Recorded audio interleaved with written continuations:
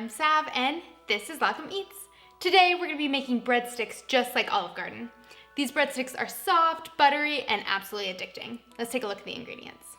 For the breadsticks, we're gonna need 3 1/3 cup of bread flour, 1 3/4 teaspoon of kosher salt, 1 cup and 2 tablespoons of warm water, 3 tablespoons of melted butter, 1 1/2 teaspoons of active dry yeast, 2 tablespoons of granulated sugar. For the topping, we're gonna use 1/2 teaspoon of kosher salt and 1/4 teaspoon of garlic powder. Let's get baking.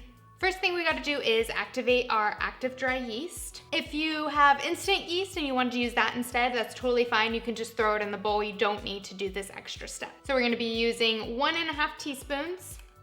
We'll put it in our warm water. That's about 80 to 90 degrees. No more than 110 degrees, otherwise it's gonna kill the yeast. And then yeast need a little bit of sugar to grow. So we're gonna dump our sugar into our bowl of water. We'll give that a little mix. We're gonna let this sit for about 5 to 10 minutes until it becomes foamy. Our yeast mixture is ready. It's all foamy. So we're gonna pour it into our bowl. Now we're gonna add our 3 tablespoons of melted butter. We're gonna add a little bit of our flour. We're gonna use 3 1/3 cup, but we're not gonna add all of it quite yet. Hold back a little bit of your flour every time you make some kind of dough because each time it's a little bit different. So I added a little bit of flour because we do not want to put our salt directly on top of our yeast. It's gonna kill the yeast. So now we're gonna add in our salt.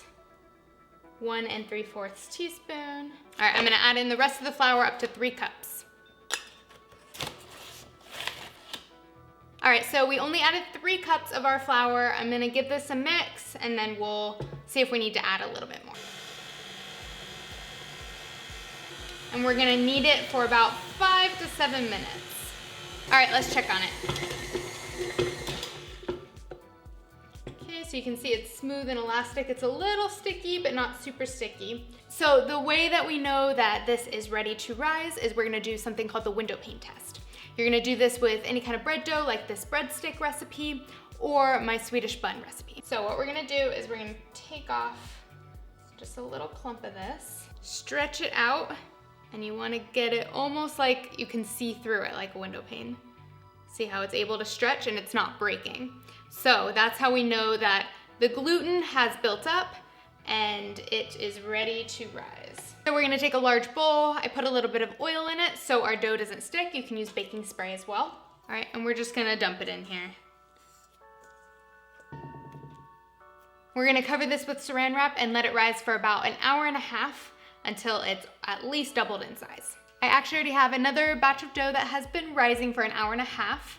I'm making 2 batches of these because I love to keep them in my freezer, so whenever I have people over or we just want some breadsticks for dinner, I can pull them out and we'll have fresh bread. Now we're gonna lightly flour our surface. Spread a little flour out. We're gonna punch down the dough and we'll dump it out.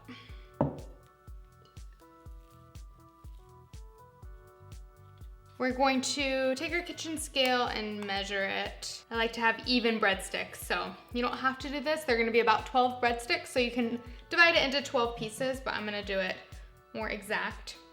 So they're gonna be about 2 ounces each. It's 23.9 ounces, so about 2 ounces. All right, so now we're going to divide it into 12 2-ounce balls. All right, so now we have 12 equal portions. We're gonna roll these out into the breadstick shape. Just roll them out, starting in the center. You're gonna roll it out to about like a 7-inch rope. All right, we're gonna put our breadsticks now on a baking sheet that's lined with parchment paper. These are going to puff up in the second rise, so give them a little bit of space. We're gonna cover these with a kitchen towel and let them rise for another hour. All right, our breadsticks have been rising for the past hour, so you can see they've puffed up quite a bit. Our oven has been preheating to 400 degrees for the past 30 minutes, so these are ready to go in the oven. We're gonna put them in the oven for about 10 to 12 minutes. Our breadsticks are out of the oven. We're gonna transfer them over to our baking rack. We're gonna mix in our 1/4 teaspoon of garlic powder into the 1/2 teaspoon of kosher salt. And I'm sorry, I left this out of the original ingredient list, but we are gonna brush these with some melted butter. Just brush them all with this melted butter. It's gonna make them super soft and buttery. And then once you brush them with butter, sprinkle them with a little bit of the salt and garlic. Okay, we gotta let them cool for about 5 to 10 minutes until we can eat them. I can't wait to get a bite of these. Oh, they're so buttery and soft.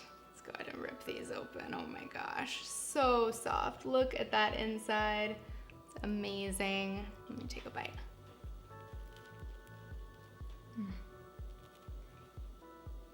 Look at that soft inside. These breadsticks are super soft. The salt and garlic topping is amazing on them. These are absolutely perfect for any Italian dish.